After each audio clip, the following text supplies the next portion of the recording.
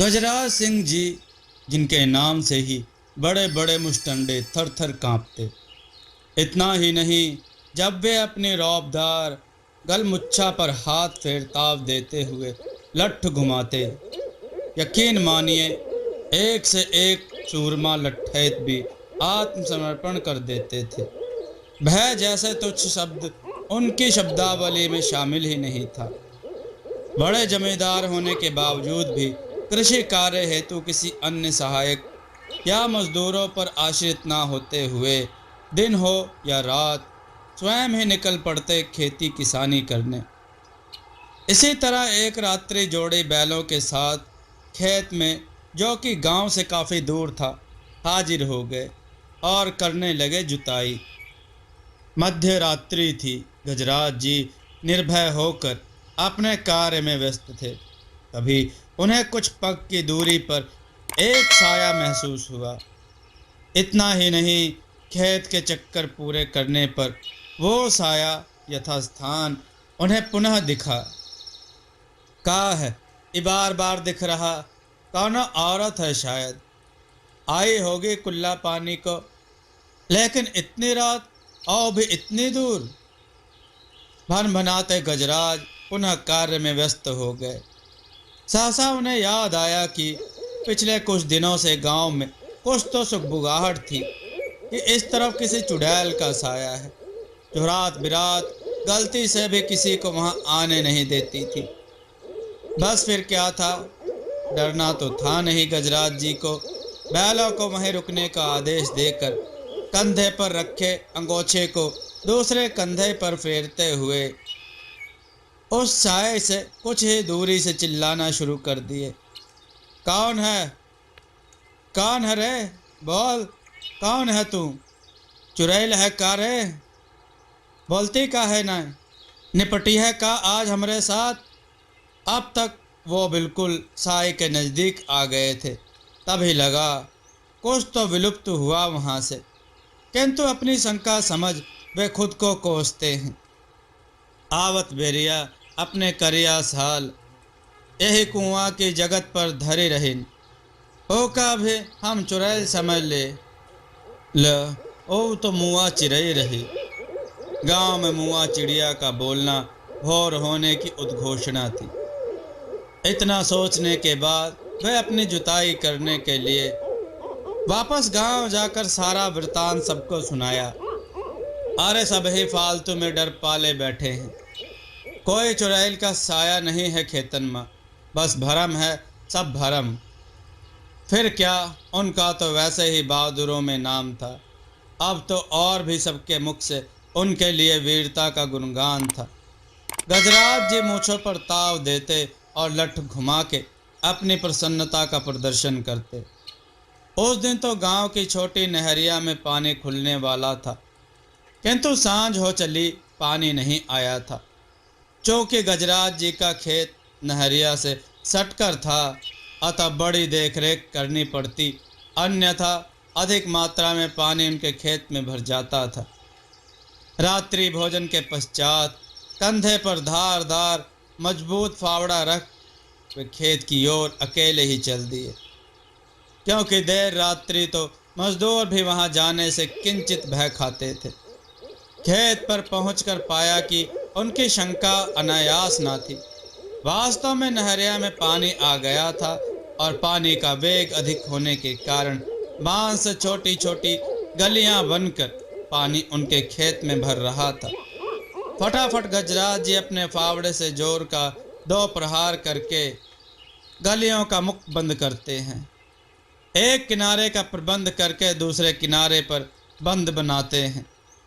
लेकिन ये क्या, वे जैसे ही दूसरा बंद बनाते, पहले वाला बंद खुल जाता और यह प्रक्रिया लगभग घंटों तक चलती रही, जबकि गजराज जी द्वारा बनाया गया बांध बहुत ही मजबूत होता था। उसे खोलना तो मजदूरों के बस का भी नहीं होता था। इस बार उनको शंका हुई कि कुछ तो गड़बड़ है। एक बंद लगाकर वे दूर जाकर खड़े हो गए कि देखते हैं आखिर चक्कर क्या है, कि यह नौटंकी जो घंटों से चल रही है उसका कारण क्या है। ये क्या, स्तब्ध थे गजराज जी। एक साया जो कि दूर पीपल के पेड़ से उतरता और बंद के पास आकर बंद खोल देता। ओह भैया, ये का है रे? अब की तो भरम ना है। वहीं से खड़े ही खड़े दहाड़ कर पूछा उन्होंने, कौन है रे? तू चुड़ैल है? अरे हिम्मत है तो आऊं, रुक, सामना कर हमार। वो साया तीव्रता से भागकर पेड़ पर चला गया। उन्होंने कुछ समय खड़े रहकर दूर से ही उस पर नजर रखना उचित समझा। तब तक तो काम भी रोक रखा था। पेड़ की तरफ से कोई प्रतिक्रिया न आने पर पुनः अधूरा पड़े काम में लग गए। कुछ ही समय निकला होगा कि उनके बगल से किसी के गुजरने का एहसास हुआ। पलट कर देखा तो कोई नहीं था, पर पुनः बनाया बांध खुल चुका था। इस बार तो पानी का वेग इतना था कि घंटे भर में ही पूरा खेत पानी में डूब जाता।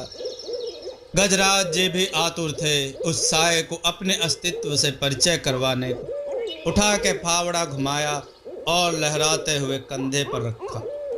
पुनः मूंछों पर ताव देते गरजते हुए पेड़ के समीप जा पहुंचे।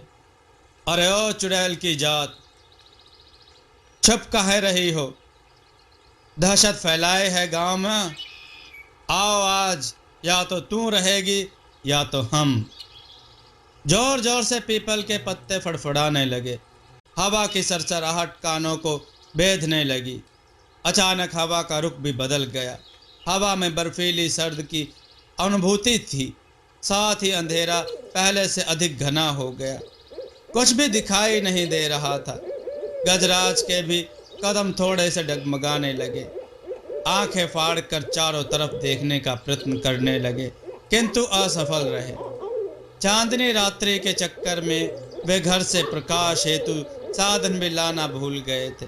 तभी उन्हें विशाल पीपल के पेड़ की सबसे मजबूत और ऊंची डाली पर दूधिया रंग की हल्की सी रोशनी दिखाई दी। उस रोशनी में अजीब सा आकर्षण था। उन्होंने बिना कुछ सोचे समझे उस डाली पर जाने का फैसला लिया। जैसा ही वे आगे बढ़े ही थे कि वो रोशनी बंद हो जाती है। उन्होंने अपने कदम पीछे ले लिए, पर अंधेरा इतना घना था कि कदम कहाँ रखे समझ नहीं आ रहा था। फिर भी अंदाजे अंदाजे से वे पुनः नहरिया के पास वापस आकर बैठ गए। अंधेरा छटने का इंतजार करने लगे। अंधेरा तो छटा नहीं, पर पीपल के पेड़ से पुनः तीव्र सरसराहट होने लगी। पत्तों के जोर की फड़फड़ाहट के साथ वो दूधिया रोशनी ऊपर की डाली से नीचे उतरती है और गजराज जी से कुछ दूरी पर आकर खड़ी हो जाती है। आप देखना ताव, उन्होंने तीव्रता से फावड़ा उठाया और ललकारते हुए, आज तेरी मुक्ति निश्चित है चुड़ैल। कितना लुका छुपी खेलेगी अब बस। उस रोशनी का पीछा करते फिर से पेड़ के नीचे आ गए। रोशनी पुनः उसी डाली पर जा बैठी। गजराज जी भी उसकी तरफ बढ़े, पर ठिठक कर वहीं के वहीं जड़ हो गए। इस बार वो स्पष्ट रूप से दिखाई दे रही थी। मोटी डाल पर दोनों पैरों के बीच से हाथ निकालकर पंजे के बल किसी मेंढक जैसी सिर झुकाए बैठी एक महिला की आकृति थी। बाल इतने लंबे थे कि डालियों से होते हुए जमीन को स्पर्श कर रहे थे। गजराज जी की आंखें चौंधिया सी गई। इस आकृति के अतिरिक्त उन्हें अब कुछ भी दिखाई नहीं दे रहा था। अब तक तो उनकी आंखें पथराई और दहाड़ती बोलती बंद हो चुकी थी। तभी वह आकृति अपना सिर ऊपर उठाती है। उसके चेहरे पर सिर्फ अजीब से बेडौल दांत दिखाई दे रहे थे, जिसे वह भयानक तरीके से फाड़ कर लगातार ही किए जा रही थी। गजराज जी कांपते हुए स्वर में पूछे, अरे ओ चुड़ैल, का है रे? काहे परेशान करे है सबका? का चाहती है रे तू? गजराज जी ने अपनी बात पूरी भी ना की थी कि अचानक उस रोशनी से आ रही ही की आवाज विलाप में बदल गई। वह अपने बेडौल दांतों को लगातार किटकिटाए जा रही थी। सिसकियां लेते हुए उसने अपने दोनों हाथों को ऊपर किया और पंख सा फड़फड़ाते ही गायब हो गई। उसके जाते ही अंधेरा भी छट गया। हवा स्थिर और सब स्थिति परिस्थिति पूर्वत हो गई। सब कुछ सामान्य होने के बावजूद भी गजराज जी ने वहां रुकना वाजिब नहीं समझा। कार्य अधूरा ही छोड़कर घर जाने में भलाई समझी। अतः गमछा उठाकर गले में लटकाया और फावड़े को कंधे पर रख घर का रास्ता पकड़ लिया, जिसके लिए उन्होंने नहरिया की पगडंडी का सहारा लिया, जो घर शीघ्र पहुंचने में सहायक था। पगडंडी पर 4 कदम का ही फासला तय किया होगा कि किसी का पीछा करने की आहट मिली। उन्हें पूरा यकीन था कि वो कोई और नहीं बल्कि चुड़ैल ही थी, इसलिए कदमों को रफ्तार पकड़ाते तकरीबन भागने लगे, पर वो बराबर साथ चल रही आहट पीछा ही नहीं छोड़ रही थी। अब तक वे गांव के काफ़ी करीब आ चुके थे। अब तक उन्होंने पगडंडी छोड़ खेतों की मेड़ पर अपनी रफ्तार और बढ़ा ली, इस तसल्ली के साथ कि अब तो इससे मुक्ति मिलेगी, और गांव के इतने निकट पहुंचकर प्रसन्न भी थे। गांव की जलती बुझती टिमटिमाती बत्तियों ने उस हर्ष को दुगना कर दिया था, और इसी प्रसन्नता में वे पीछा करती आहट के बारे में भूल गए। तभी उनके कानों में तीव्र हवा की सुरसुरी के साथ हू की मध्यम आवाज गूंजी। गजराज जी बुरी तरह सिहर उठे, पर पलट कर देखने की हिम्मत न जुटा सके। बावजूद उन्होंने चलना नहीं छोड़ा। तभी उन्हें याद आता है कि बचपन में माई अक्सर बताया करती थी कि यदि कोई चुड़ैल पीछे पड़ जाए तो घबराना या डरना नहीं चाहिए, बल्कि निडर होकर आगे बढ़ते जाओ, और यदि साहस अधिक है तो लेश मात्र भी भयभीत हुए बिना पलक झपकने के पहले ही झपट कर चुड़ैल की चोटी काट लो। बिना किसी को बताए उसे जहाँ भी रखोगे वहाँ बरकत होगी। जैसे भंडार घर में रखा तो अनाज की वृद्धि स्वतः ही कई गुना बढ़ जाएगी। ऐसा करने वाला कभी धन धान्य से अल्प नहीं होगा। यही विचार करते हुए साथ ही साथ बड़बड़ा भी रहे थे।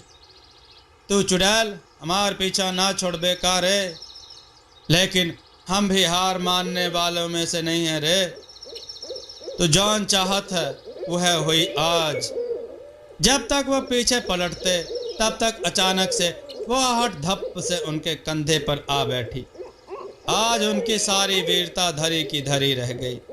पर माई की बात को याद करते हुए तीव्रता से अपना फावड़ा चारों दिशाओं में घुमाते हुए दहाड़ने लगे। तुम्हारी इतनी हिम्मत की गांव तक चली आई रे। चल आज तुम्हारी मरम्मत करते हैं हम अपने कब्जे में। चल अब तो जिंदगी भर हमार गुलाम बन के हमारी बरकत करेगी। हो हो हप। उनकी गर्जना इतनी तीव्र थी कि सोते हुए ग्रामवासियों को स्पष्ट रूप से सुनाई दी। लोग लाठी डंडा लेकर दौड़ पड़े उसी दिशा में, पर वहां दूर दूर तक कोई भी नहीं दिखाई दे रहा था। तभी गजराज जी के पुश्तैनी मंजूर परिवार के ननकू की घबराई आवाज सुनकर सब उसकी तरफ भागे। अरे देखो देखो, तनी सबही यहाँ कौन गिरा पड़ा है। सभी जन उन गिरे सज्जन की तरफ उत्सुकता पूर्वक भागते हैं। सज्जन को पलटाते ही सभी भौचक्के रह जाते हैं। सब एक साथ, अरे ये तो गजराज सिंह जी है, पर ये यहाँ पर इस अवस्था में कैसे? चलो इनको संभाल कर उठाओ और घर ले चलो। क्या? कैसे? कैसे हुआ? अब तो इनके होश आने के बाद ही पता चलेगा। सरपंच जी आदेश देते हुए नीम की पतली सीख से लगातार दांतों को छेड़े जा रहे थे। आदेश मिलते ही 2-4 युवकों ने उन्हें सहारा देकर घर पहुंचाया। सर्द भी नहीं थी, फिर भी उनका शरीर थर थर काँप रहा था। कई परत रजाई ओढ़ाई गई, साथ ही अलाव का सेक भी दिया गया, पर कोई फर्क नहीं पड़ा। माथे पर पसीने की बूंदें चटक आई, पर उनकी कपकपाहट न गई। अब तक तो सूरज महाराज जी भी अपनी उपस्थिति दर्ज करा चुके थे। अब सूरज के उगने के साथ ही साथ गजराज जी की हालत की खबर भी उनके प्रकाश की भांति यथासंभव फैलती गई। एक एक करके सब जिज्ञासावश उन्हें देखने आने लगे। उन्हीं के साथ गांव के छोटे मोटे मर्ज का इलाज रखने वाले वैद्य जी वो भी वहां पदार्पण करते हुए गजराज जी की दशा देखकर वह भी भुचक्के से रह गए। चेहरा लाल, शरीर अंगार जैसा दहक रहा था। वैद्य जी ने भी अपने हाथ खड़े कर दिए, ये कहते हुए कि ये मामला बड़ा लगता है, इनको तो अब शहर के डॉक्टर ही देख सकते हैं। फिर क्या गजराज जी को वहां ले जाना मुश्किल था और शहर का डॉक्टर गांव आने को राजी ना होते। अतः डॉक्टर साहब के ही हाथ पैर जोड़कर इलाज के लिए बुलाया गया। डॉक्टर साहब ने चंद निरीक्षण के पश्चात बताया, कुछ नहीं, बस थकान और कमजोरी है। सामर्थ्य से अधिक कार्य कर लिया है लगता है। इन्हें पूर्णतया आराम करने दिया जाए। इनकी दवाई शहर से लानी पड़ेगी, जिसको समय से देते रहना है। दवाइयाँ कैसे देनी है वो आपको दुकान पर बता दिया जाएगा। मैं पूरा निर्देश इस पर्चे में लिख दे रहा हूँ। परिवार के अन्य सदस्य को पर्चा थमाते हुए डॉक्टर साहब ने शीघ्र स्वस्थ होने का आश्वासन दिया। फटाफट डॉक्टर साहब के आदेश का पालन किया गया। दवाइयाँ व अन्य आवश्यक साधन शीघ्र अतिशीघ्र उपलब्ध कराया गया। पर गजराज जी की हालत जस की तस बनी रही। ना ही उनके शरीर की तपिश कम हुई, ना ही उनके धधकते चेहरे की रंगत फीकी हुई। सुधरती भी तो कैसे, दवाइयों की एक खुराक भी तो ना ले पाए वे। जैसे ही मुंह में दवा की गोली रखी जाती, ओ आके साथ वह पानी समेत बाहर निकाल फेंकते। अब तलक तो पूरा एक सप्ताह हो गया उन्हें इस दशा में आए हुए। अब तक तो वे थोड़ा बहुत जो खा पी भी लेते थे वो भी त्याग बैठे, जिसके कारण उनका स्वास्थ्य दिनों दिन गिरता जा रहा था। उनको देखकर कोई पहचान ही नहीं पा रहा था कि वे वही गजराज सिंह जी हैं, जिनकी एक गर्जना से पूरा गांव गूंज उठता था। जो भी देखता बस तरस खाकर तरह तरह की बातें करता। कोई कहता, लगता है अब इनका अंतिम समय आ गया है, तो कोई कहता कि जाने क्या हुआ था उस रोज, बता भी तो नहीं पा रहे बेचारे। यदि जानकारी हो जाती तो उसी के अनुसार तीमारदारी भी होती। उसी में से किसी ने यह शंका जाहिर की कि अरे भाई, हो सकता है उस चुड़ैल ने ही जकड़ लिया हो लंबरदार को। उसी में से कोई सुधीजन इसका काट भी रखते। रे नहीं भाई, ऐसा तो संभव ही नहीं, और कोई होता तो हम मान भी लेते, पर गजराज सिंह जी और चुड़ैल, ना ना, कतई नहीं। अभी तक तो घर वालों ने भी कोई डॉक्टर वैद्य ना छोड़ा था। हर संभव इलाज करवाया, पर कुछ भी लाभ ना हुआ। अब तो गांव वालों के साथ घर वाले भी मान बैठे कि अब इनका अंतिम समय आ गया है। जितना भी हो सकता उनकी सेवा में दिन रात घर का हर सदस्य लगा रहता। एक दिन ना उन पड़ोस के घर से बिटिया के निष्कासन का बुलावा लेकर आई। गजराज जी की पत्नी ने एक बार तो निमंत्रण अस्वीकार कर दिया, ये कहकर कि मालिक की तबीयत ठीक नहीं, एक तो उनकी देखरेख, दूजे इन हालातों में कुछ अच्छा भी नहीं लग रहा। उस पर बुलावा लेकर आई ना उनकी बात भी सही थी। भाजी, ऐसे कब तक चलेगा? मालिक के इतने दिन से जौन दशा है, यही कारण आपको भी भारी समय बीत रहा है। कम से कम बाहर निकलो, बैठो तो जी आन हो जाए। रही बात मालिक की, देख रेख तो चलते रहे। गजराज जी की पत्नी निमंत्रण स्वीकार करते हुए भीतर तैयार होकर ना उनके ही साथ पड़ोस घर में चली जाती हैं। वहां पूरा गांव एकत्रित था। पंडित बाबा ने छोटी सी हवन पूजा भी करवाई थी, जिसकी सुगंध की सकारात्मक ऊर्जा चारों दिशाओं को सुगंधित कर रही थी। महिलाएं ढोलक मंजीरे के साथ कर्णप्रिय सोहर गीत, जो कि बच्चों के जन्म के उपलक्ष्य में गाया जाता है, सुरीला गान कर रही थी। चारों तरफ प्रसन्नता झलक रही थी। उपस्थित सभी अतिथि भी मुंह भरकर प्रशंसा कर रहे थे। वाह भाई, बड़ी शानदार तैयारी करी है लंबरदार ने तो। इतना भला कोई करता है क्या, वो भी बेटी के जन्म पर। इतना सुनते ही नवजात बच्ची के पिता ने बड़े ही गर्व से सबका अभिवादन करते हुए कहा, अरे क्यों ना करे काका, आखिर बेटी बेटे में भेद कैसा। बल्कि हम तो भाग्यशाली हैं जो हमारे घर पहले लक्ष्मी जी के चरण पड़े। सब कुछ बड़ा सुखद था, पर गजराज जी की पत्नी का मन नहीं लग रहा था। उनका शरीर तो था सबके बीच, पर मन मस्तिष्क गजराज जी के ही पास भटक रहा था। तभी सबकी लगभग एक साथ कौतूहल भरी एक ही लय में स्वर गूंजा, अरे ये क्या, ये कैसे संभव है, ऐसा हो भी कैसे सकता है। इतना सुनते ही सभी महिलाओं के साथ जब गजराज जी की पत्नी ने पलट कर देखा तो उनकी तो हलक में आवाज ही अटक गई। जिसे देखकर आश्चर्यचकित हो रहे थे वो कोई और नहीं अपितु स्वयं गजराज जी ही थे। अपने मृत प्राय शरीर के साथ वो भी बिना किसी सहारे के सबके मध्य आकर खड़े थे। उन्हें देखकर सभी कार्यक्रम ही रुक गया था। जिसे देखकर गजराज जी ने भर्राए कांपते स्वर में कहा, अरे बजाओ ढोलक सखियों, चुप क्यों हो गई सबके सब, सोहर गाओ सोहर। बहुत ही मंगल घड़ी है, बहुत ही मंगल घड़ी है, आज तो अपार प्रसन्नता का दिन है। अरे बिटिया जन्मी है बिटिया। बिना रुकावट बोलते हुए महिलाओं की गोद से ढोलक उठाकर गले में लटका लिया और दोनों हाथों से लयबद्ध बजाने गाने लगे। पैरों में घुंघरू पहन नाच नाच कर हर एक जन के पास जाकर खुशी व्यक्त करते हैं कि अथाह खुशियां बांटो, कन्या का जन्म हुआ है।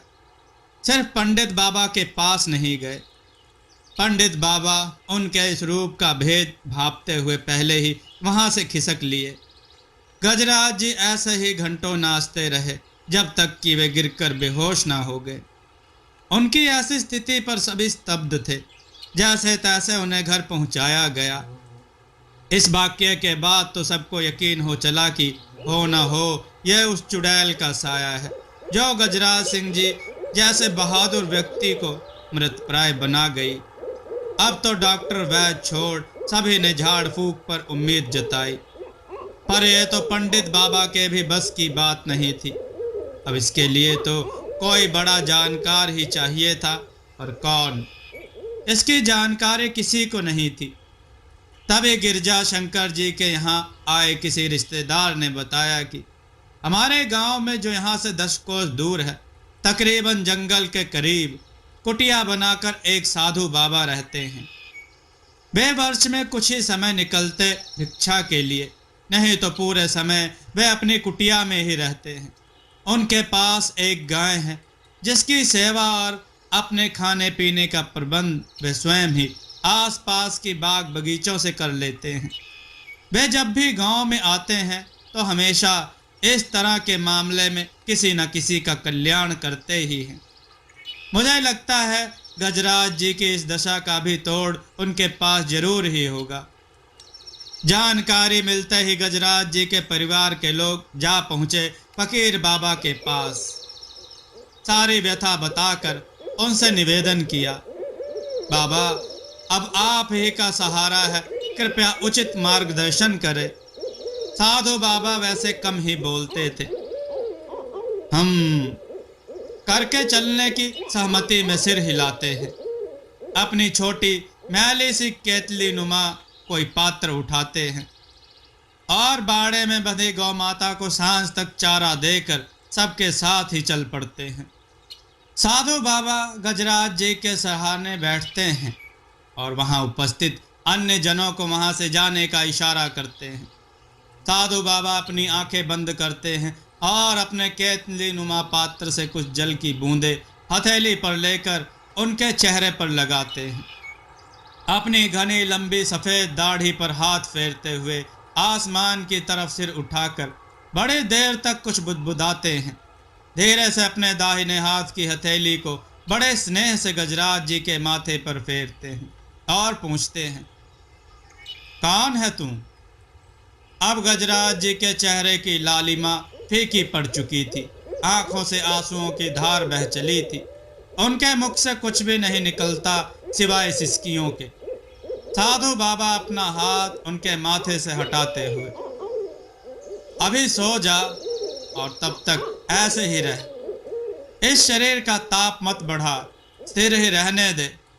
मुझे पता है तू किसी का बुरा नहीं चाहती, पर जिस शरीर में है उसकी रक्षा करती रह, क्योंकि यदि तू इसे ही नाश करेगी तो तेरी उचित अनुचित इच्छा, तेरे मुक्ति का मार्ग या जो भी तेरी मंशा है, हम उसे पूर्ण करने में तेरी मदद नहीं कर पाएंगे।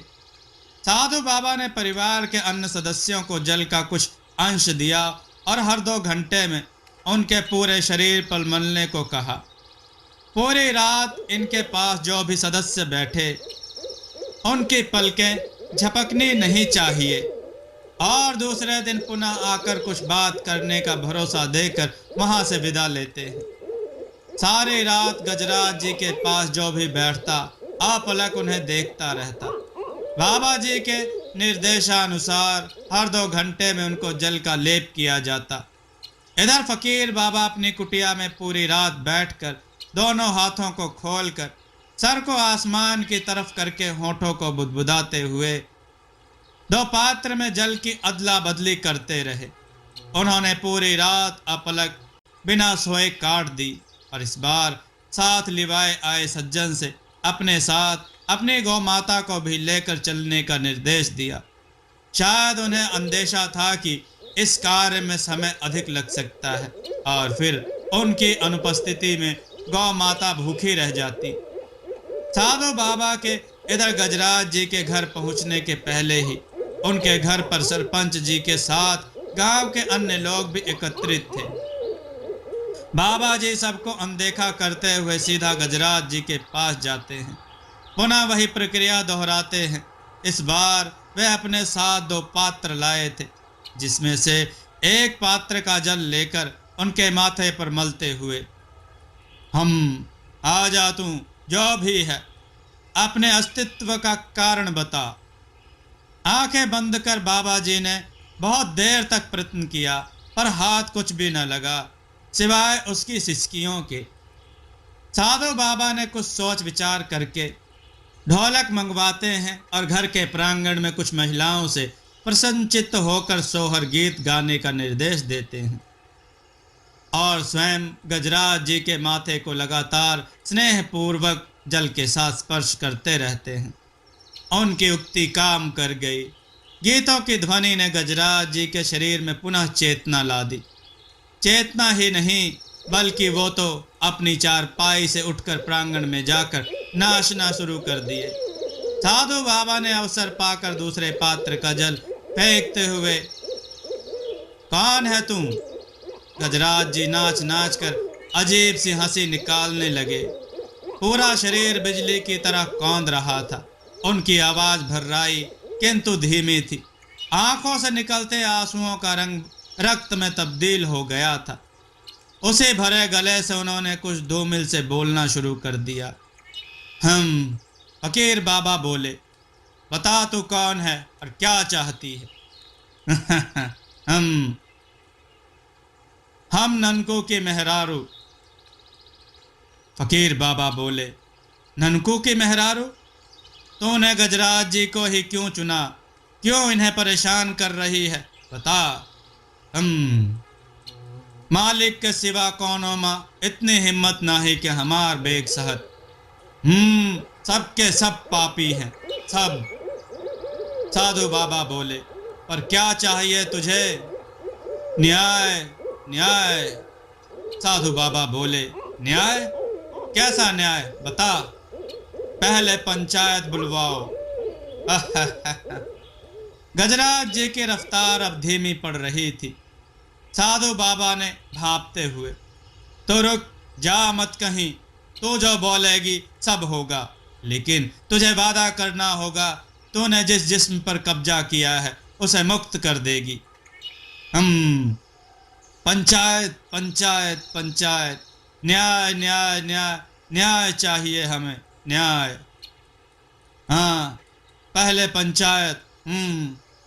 साधु बाबा ने सरपंच जी को आग्रह किया कि कृपया करके पंचायत बुलवाएं, अन्यथा संभव है कि इन सब में यदि गजराज जी के साथ कुछ ऊंच नीच हुआ तो वह चुड़ैल अधिक शक्तिशाली हो जाएगी।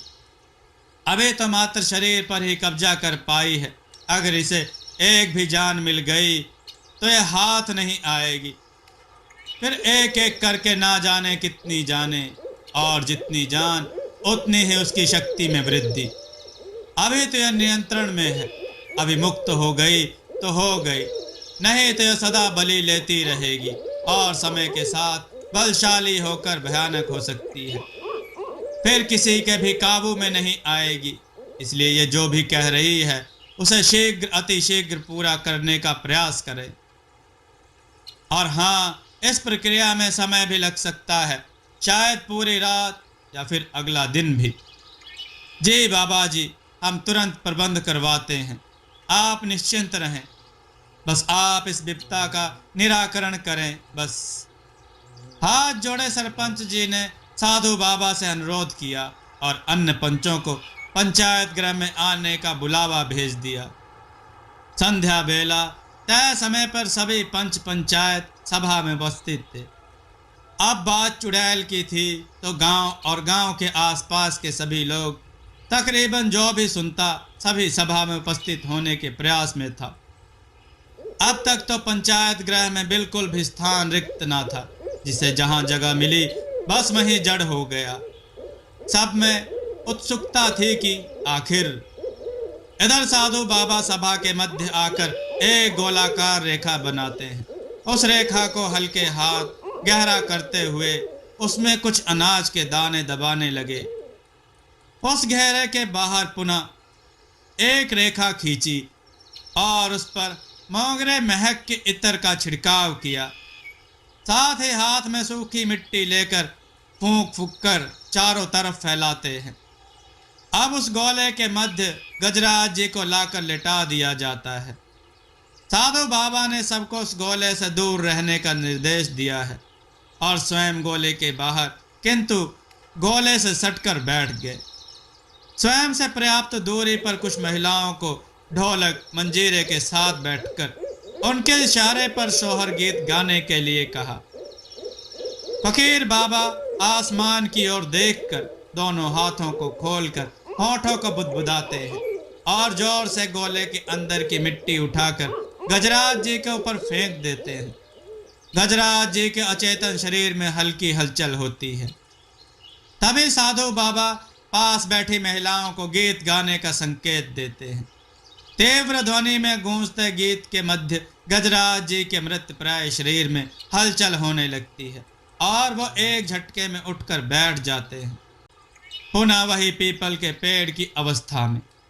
गजराज जी दोनों पैरों के मध्य अपने हाथों को घुसाकर पंजे के बल बैठकर दांतों को जोर जोर से किटकिटाने लगते हैं। हम की हुंकार भरते हुए, न्याय न्याय न्याय, इसका रट लगाए रहते हैं। साधु बाबा बोले, अब बोल क्या समस्या है तेरी? हमका न्याय चाहिए। साधु बाबा बोले, कैसा न्याय?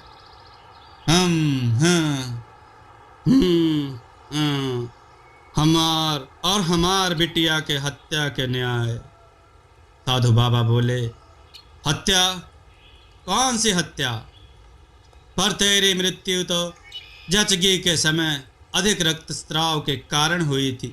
तेरी बिटिया को सांस लेने में दिक्कत थी, जिससे वह जन्म के कुछ पल बाद ही दुनिया से विदा ले ली। तो फिर कैसी हत्या और कैसा न्याय चाहिए तुझे? न्याय, हत्या, न्याय। साधु बाबा बोले, जो भी है साफ साफ बोल। गजराज जी के शरीर में प्रविष्टित चुड़ैल गजराज जी के मजदूर की तरफ उंगली उठाकर उसे मध्य सभा आने का संकेत देती है। साधु बाबा बोले, क्या साबित करना चाहती है तुम? ननकू का बुलाओ। ननकू का बुलाओ। साधु बाबा ननकू को चुड़ैल के समक्ष बुलाकर बैठने का संकेत देते हैं। पर ननकू को तो जैसे माँ की सर्द सता रही थी। वो थर थर कांप रहा था, बावजूद उसके माथे पर पसीने की बूंदें भी चमक रही थी। अजय भी हालत बनी हुई थी उसकी। साधु बाबा बोले, बोल अब आ गया ननकू, क्या चाहिए तुझे? न्याय, और बुलवाओ, और बुलवाओ, माए बाबू, माए बाबू को बुलवाओ। इतना बोलते हुए गजराज जी का चेहरा जलते अंगार की भांति धधक उठा। साधु बाबा ने ननकू के माए बाबू की तरफ देखा ही था कि दोनों हाथ जोड़े कांपते हुए साधु बाबा के पैरों में आकर गिर जाते हैं। हमसे बहुत बड़ी भूल हो गई बाबा, हम सबका बचा लिया बाबा, आपके सहारा है बाबा, हम सब अपन गलती स्वीकार करित है, हम सबका बचा लियो बाबा।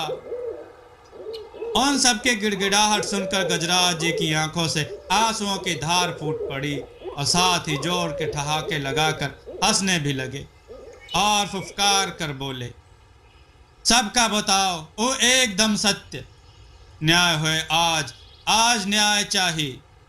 फिर तो जो प्रकरण सामने आया उसकी किसी ने कल्पना भी नहीं की थी।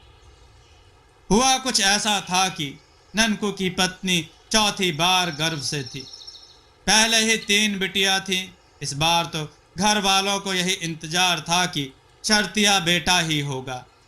ननकू की माई उसकी पत्नी का जीना दूभर कर दी थी कि यदि बेटा ना हुआ तो वह उसे घर से बाहर निकाल देगी और ननकू का दूसरा विवाह करवा देगी।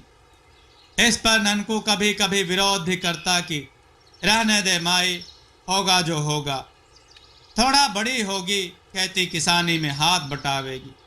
पर उसकी माई ने तो जैसे ज्ञान दिया कि उसे भी अब बेटे की कमी खलती है, क्योंकि पिछली बार दाई भौजी ने चेताया था कि इसका शरीर बहुत कमजोर हो गया है, अब जच्चा लायक नहीं है, सावधानी बरतने को बोली थी। फिर अब की बेटा हुआ तो ठीक, नहीं तो कौन सूखी को गाय गौशाला में बांधेगा, गोबर खातिर तो बैल ही काफी है। फिर वंश भी तो आगे बढ़ाना होता है, फिर बेटी होगी, फिर धरती भारी होगी। माना कि 4 दिन में वो काम तो करेगी, वो सब तो ठीक है, पर हाथ पीले करने को तैयार पहले ही हो जाएगी। फिर जरा सी सियानी ना भई कि रोज ही रोज समाज की नजरों से भी छुपाते फिरो। अब तो ननको भी यही मानने लगा था कि बेटा होना आवश्यक है। खैर वो भी दिन आ गया जब बेटा या बेटी का फैसला होना था। साथ ही ननको की पत्नी के जीवन से संबंधित बड़ा निर्णय भी होना था। संध्या बेला ननको की पत्नी प्रसव पीड़ा में छटपटा रही थी। फिर भी घर वालों ने दाई भौजी को सूचित करना जरूरी नहीं समझा और तीनों बच्चियों को भी पड़ोस के घर में कर दिया, कारण कि यदि बेटी हुई तो आसानी से उससे छुटकारा पा सके। जैसे तैसे बिना किसी दवा दारू के देर रात उसकी जचकी हुई। सबकी उम्मीदों के विपरीत एक सुंदर सी कन्या को जन्म देकर ननकू की पत्नी अचेत हो गई। अब क्या, अब तो गाज ही गिर गई पूरे परिवार वालों पर। फिर क्या, उन सब के सर पाप सवार हो गया। रातों रात उन सब ने बच्ची से मुक्ति पाने की घिनौनी योजना बनाई। योजना अनुसार उन सब ने उस नन्ही सी जान को ठिठुरती रात में घर के खुले आंगन में उसे चारपाई के पावे के नीचे ऐसे ही निर्वस्त्र छोड़ दिया कि यदि वह ठंड से नहीं तो चारपाई के भार से अपने प्राण तज देगी। उसके रोने की आवाज ना आए इसलिए उसके मुंह में इन पापियों ने रोई का फाहा ठूस रखा था। ऐसे करते समय ना ही इन पापियों के हाथ कांपे ना ही आत्मा। इधर ननकू की पत्नी को अफीम की महक से अचेत कर दिया गया था। देर रात जब ननकू की पत्नी चेतना में आती है तो प्रथम अपने बच्चे के बारे में पूछती है। उन सब ने बताया कि वो आराम करे, उसने एक मरी हुई बच्ची को जन्म दिया था। जब उसने मरी बच्ची के बारे में सुना तो उसे शंका हुई। उसने उसे देखने की जिद पकड़ ली, पर मोटा सा पाप कहाँ छुपता। उनके कुकृत्य को अपनी आंखों से देख लिया था उसने। चारपाई के पावे के नीचे इसकी मृत बच्ची पड़ी हुई थी। ओह, कलेजा मुंह को आ जाता है इस विभत्स दृश्य को देखकर।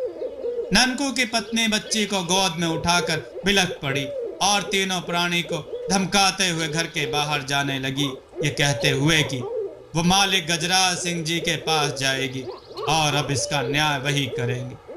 अब तो ननकू को अपनी जीवन नैया संकट में लगी, अतः अपनी पत्नी को जबरन घसीटते हुए घर के आंगन में धकेल दिया। पत्नी के बार बार विरोध करने पर उसे जानवरों की तरह पीट दिया। परिणाम स्वरूप उसका कमजोर शरीर और मन इस प्रताड़ना को सहन न कर सका और उसे अपने प्राण त्यागने पड़े। प्रातः सबको इन माँ बेटे की अकस्मात मृत्यु की खबर देकर दहाड़े मारकर घड़ियाली आंसू बहाए गए। उन दोनों की अंत्येष्टि के साथ ही सोची समझी योजना पर भी मिट्टी डाल दी गई। ननकू और उसके माई बापू के मुख से पूरा वृत्तांत सुनने के पश्चात सभा में उपस्थित हर व्यक्ति की आंखें अश्रुपूरित और हृदय नफरत से भरा हुआ था। तीनों प्राणी अब रहम की उम्मीद लगाए बैठे थे। तभी गजराज जी बड़ी जोरों से अपना सिर घुमाने लगे और चीखने लगे, न्याय न्याय चाहिए न्याय। उस मार्मिक परिवेश में बड़ी देर तक शांति बनी रही। न्याय की गुहार लगाते हुए केवल गजराज जी का स्वर ही गूंज रहा था। साधु बाबा बोले, शांत हो जा बेटी, शांत, एकदम शांत। शांत होने की बजाय गजराज जी की अकुलाहट बढ़ती ही जा रही थी।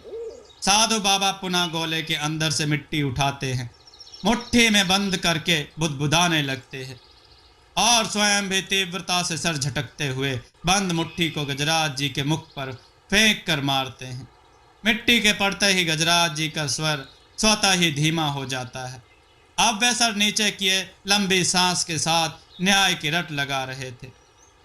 साधु बाबा ने समस्त पंचों से न्याय की गुहार लगाई, कृपया करके आप लोग इसके साथ हुए अन्याय का उचित न्याय करें। सरपंच जी बोले, बता, अब तू ही बता क्या किया जाए इन सब के साथ। जो बोलेगी उसमें हम सबकी सहमति होगी। बता क्या सजा दी जाए इन सबको। गजराज जी बिना कुछ बोले झूमते हुए बस न्याय की रट लगाए जा रहे थे। साधु बाबा बोले, माननीय पंचगण, इसने बिना किसी को नुकसान पहुंचाए अपने न्याय के लिए गजराज जी को माध्यम बनाया और आप लोगों का आवाहन किया है। इसमें इतनी शक्तियां पहले से ही थी कि यदि ये चाहती तो सीधा ननकू और उसके परिवारजनों का अहित करते हुए अपने व अपनी बेटी के साथ हुए अन्याय का बदला पूर्ण कर सकती थी, लेकिन इसने ऐसा कुछ भी नहीं किया। शायद इस मार्ग को अपनाकर वो महज अपना ही नहीं वरन उन सभी को चेताना चाहती है जो इस प्रकार का कृत्य करते हैं या करने की फिराक में है। इसलिए उचित यही होगा कि आप सभी सर्वसम्मति से न्याय का निर्धारण करें, जो मात्र ननकू ही नहीं पूरे समाज के लिए न्याय पाठ हो। यदि इसका प्रयोजन पूर्ण हुआ तो यह स्वयं ही बिना अहित किए गजराज जी को मुक्त कर देगी। बड़ी देर तक पंचों के मध्य कानाफूसी होती रही। आखिरकार सर्वसम्मति से निर्णय लेते हुए सरपंच जी भी सभा मध्य आते हैं।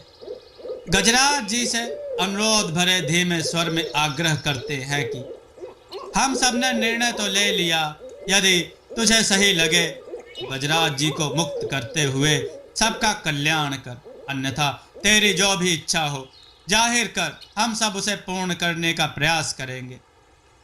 गजराज हूँ करते हुए वही न्याय की गुहार दोहराए जा रहे थे।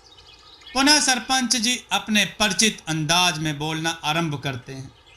ननकू और इसके परिवार ने सोची समझी योजना के तहत अपनी नवजात संतान और पतोह की हत्या की है, जिसे इन सब ने सबके समक्ष स्वीकार भी किया है। अतः सर्वप्रथम तो इन सबको अपने समाज से बहिष्कृत किया जाता है। आज से इनका इसके समाज से हुक्का पानी बंद। किसी भी सामाजिक आयोजन में उनकी उपस्थिति निषेध है। दूसरे, आज से गांव में जब भी कोई कन्या का जन्म होगा उसमें ये समस्त परिवार जाएंगे और घुटने के बल आकर स्वयं को जूतों से पीटेंगे, जिसके साथ बराबर ये वाक्य दोहराने होंगे, हे देवी, हम पापियों का कल्याण करो, हमने पाप किया है, हमें माफ कर दो। और यही प्रक्रिया इनका परिवार तब भी दोहराएगा जब गांव में किसी भी बेटी की बारात आएगी। बारातियों के समक्ष ये सब परिवार क्षमा याचना करेंगे और अपने गुनाह को स्वीकार करेंगे। गजराज जी के यहाँ इनके पुश्तैनी मजदूरी के हक से भी इन्हें पूर्णतः बेदखल किया जाता है। अब इनका जीवन गांव वालों की कृपा पर निर्भर करता है। शादी, तीज त्योहार पर सबके घर से मिले जुले साधन से ही इन्हें जीवन निर्वाह करना होगा। यह किसी के घर नहीं जा सकते, किंतु तरस खाकर कोई भी अपनी स्वेच्छा से एक निश्चित सीमा तक इनके यहाँ जीव को पार्जन हेतु दान कर सकता है। यह पंचायत हर पल इन्हें शर्मिंदगी का एहसास कराते हुए जीवन पर्यंत एक अपराध बोध जीवन जीने की सजा का आदेश देती है। क्योंकि तीनों अबोध बच्चियां किसी भी प्रकार से कसूरवार नहीं हैं, अतः वे उक्त नियमों से मुक्त हैं। पंचायत उनकी परवरिश व विवाह का जिम्मा उठाती है, जिसमें गांव का कोई भी व्यक्ति इसमें अपना सहयोग दे सकता है। इतना बोलकर सरपंच जी गजराज जी की ओर मुड़कर पूछते हैं, अब बता, तेरा न्याय हुआ कि नहीं? अभी अब तो मुक्त होगी ना? गजराज जी की आंखों से आंसुओं की धारा फूट पड़ी, साथ ही जोर से ठहाके लगाकर हंसने भी लगे। ठहाकों की गूंज इतनी तीव्र थी कि वहां पर खड़े सभी लोगों के शरीर से कंपन उत्पन्न हो गई। गजराज जी का शरीर पेड़ के पत्ते की तरह थर थर कांपने लगा। एक तीव्र ऐंठन के साथ वे कराह उठे। उसी कराहती आवाज में कुछ ना कुछ बड़बड़ाते रहे, जिसमें मात्र इतना समझ आया कि अबे तो और रोबा ननकू, और रोबा, हमारा श्राप है तुझे, तू हमेशा निर्बंस ही रहेगा। गजराज जी का शरीर मछली की भांति छटपटाने लगता है। मार्मिक कराह के साथ वे सन्न जमीन पर पड़ जाते हैं और शरीर से एक मध्यम दूधिया प्रकाश निकलकर पुराने नीम के पेड़ की सबसे ऊंची शाख पर जाकर विलुप्त हो जाती है, जिसका साक्षी पूरा गांव होता है। ननकू व उसका परिवार शर्मिंदगी के बोझ से सर झुकाए अपराधी की भांति अपने किए का प्रायश्चित करने के लिए खड़ा था। साधु बाबा हफ्तों गजराज जी के घर रुके रहे, जब तक कि साधु बाबा के इलाज से उनके अचेय शरीर में चेतना नहीं आ गई। वे शीघ्र अपने पूर्व अवस्था में आ तो गए, पर उन्हें पिछला कुछ भी याद नहीं रहा। वे तो सबको अपनी बहादुरी की कहानियां बताने में लगे रहते कि भैया कैसे उन्हें चुड़ैल मिली थी और उन्होंने उसे गांव आने से पहले ही भगा दिया। उनकी बातें सुनकर सब मुस्कुरा उठते। काफी दिनों बाद जब वे पूर्णतः स्वस्थ हो गए, तब उन्हें सत्य से अवगत कराया गया। इस घटना को गुजरे काफी समय हो गया। जिस नीम के पेड़ पर चुड़ैल की रोशनी विलुप्त हुई थी, उस पेड़ पर आज भी हर मौसम हरियाली बनी रहती है। यहाँ तक कि पतझड़ में भी उसकी पत्तियां पीली नहीं पड़ती। जब भी गांव में किसी कन्या का जन्म होता या फिर उस पेड़ पर बच्चे खेलते हैं, तो पेड़ की टहनियां झूमने लगती हैं। ऐसा लगता है मानो वो पेड़ खुश होकर गीतों के साथ नृत्य कर रहा हो। गांव की किसी भी बेटी का विवाह होता तो उस नीम के पेड़ की पूजा को लोग शुभ मानते हैं। बिना उस नीम के पेड़ से भेंट कराए बेटी विदा भी नहीं होती। बेटी विदाई के ऐसे क्षणों में पेड़ की टहनियों में अजीब सी चरमराहट होने लगती है, जो किसी के रोने का आभास करवाती है। उस समय ऐसा प्रतीत होता है कि कोई माँ अपनी बच्ची को विदाई दे रही है। बेहताल, तूने मेरे साथ धोखा किया है। तूने मुझे वहीं पहुंचा दिया जिस जंगल से मैं होकर जा रहा था। दोस्तों, आपको यह कथा कैसी लगी? अपने विचार और सुझाव कमेंट में जरूर दें। हमारी कथाओं को लाइक करें, हमारे चैनल को सब्सक्राइब करना न भूलें। हमारी कथाओं को शेयर जरूर करें, जिससे लोगों को अच्छा ज्ञान प्राप्त हो। जय श्री राम भक्तों।